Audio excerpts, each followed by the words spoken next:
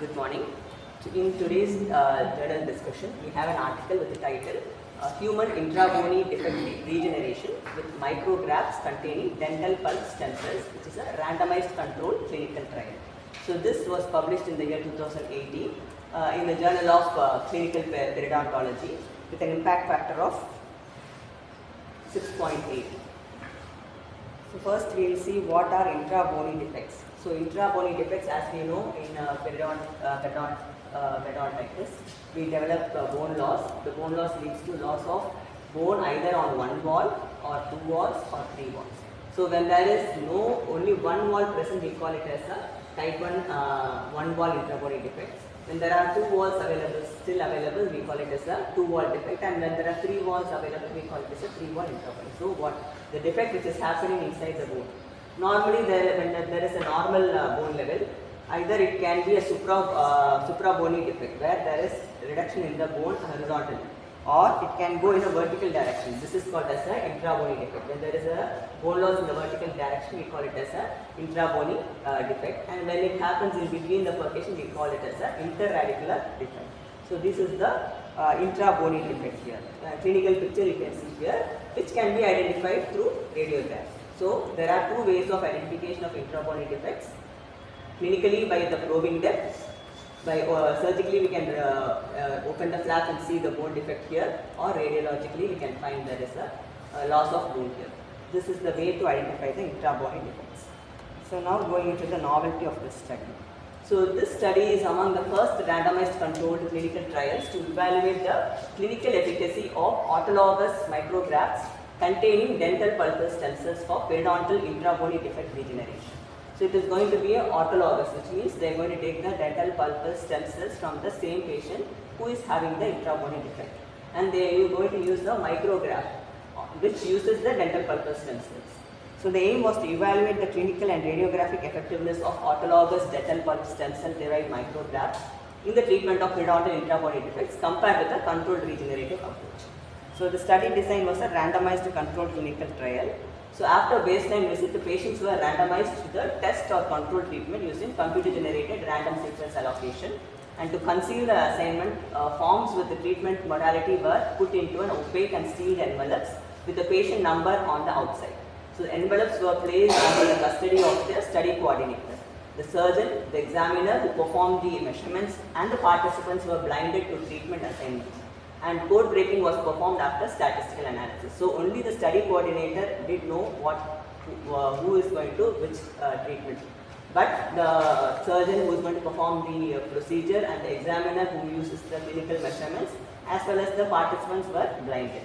So it is a double-blinded, randomized.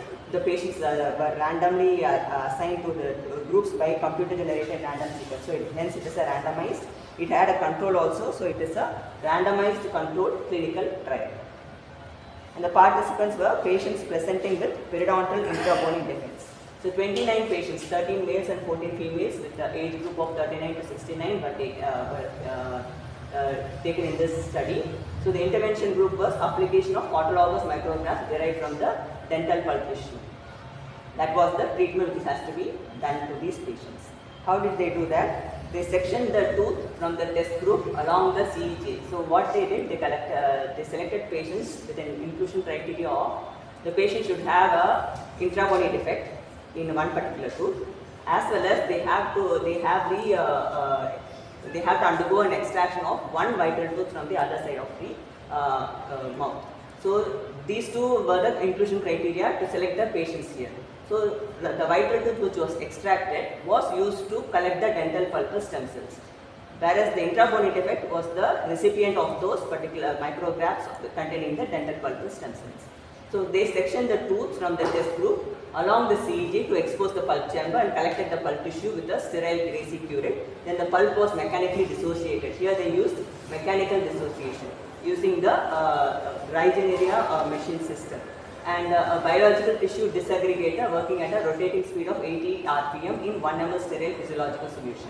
So after dissociation, the cellular suspension was passed through disposable grid with 100 hexagonal holes. They filter it, and the component of the extracellular matrix with a cutoff of 50 micrometer in an average time of 90 seconds. and the obtained micrographs enriched in DPSCs were endorsed into a collagen sponge scaffold. So they used a collagen sponge scaffold which is already available commercially, and they embedded these DPSCs into that scaffold and placed in that defect. The micrographs prepared via mechanical disaggregation. As I said, they have two tests, mechanical as well as enzymatic. Here they did a mechanical disaggregation, which is a chair side procedure. So here they did everything on the chair side. The control group was conventional regenerative treatment, that is they used only the scaffold without any cellular component, and they did not use any commercially available bone grafts for this control. They used only the scaffold without the cells. So outcome measures, they wanted to measure the probing depth, the clinical attachment level clinically, and radiographically they wanted to measure the bone fill. The follow-up period was 6 to 12 months.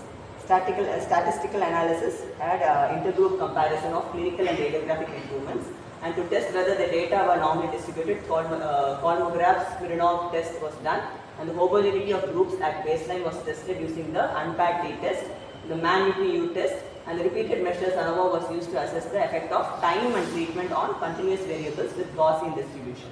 And all these analyses were done with the SAS version 9.2 software. So they have made a flow chart of how they did the sample selection and how the procedure was done. So they screened 39 subjects and excluded 9 because they were not declined to participate or had some other issues. And the eligible subjects were 32, and then how they excluded, how they were randomized, and how the procedure was done, and what was the follow-up, and what analysis was done. So this was the flow chart which they gave for the randomized trial. So in the results, they found that the test group, that is the DPSC micrograph, showed greater clinical attachment level, significant probing depth reduction, and enhanced radiographic bone regeneration. So all these things they found out. Compared to controls, there were improvements were statistically significant, indicating superior regenerative potential. So this was a initial radiographic identification of the intrabony defect, and they surgically opened it. They had actually collected the pulp tissue and embedded into the scaffold that was placed here, and they sutured and followed up, and they found the bone regeneration here. Compared to the control group, statistically it showed improved bone formation. So this is how they have done the intrabody defects, clinically probing depth, the opening, they have sutured, and then they analyzed after 3 months and 6 months and 12 months.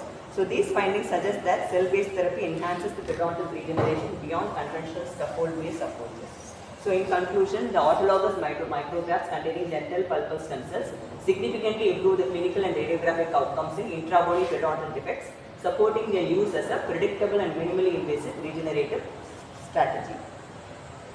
The limitations of the study had limited sample size, which can affect the statistical power, and the short follow-up duration, insufficient for long-term stability assessment, and lack of histological confirmation of true periodontal regeneration, potential operator-dependent variability in micrograph preparation. So the micrograph was prepared by the operator.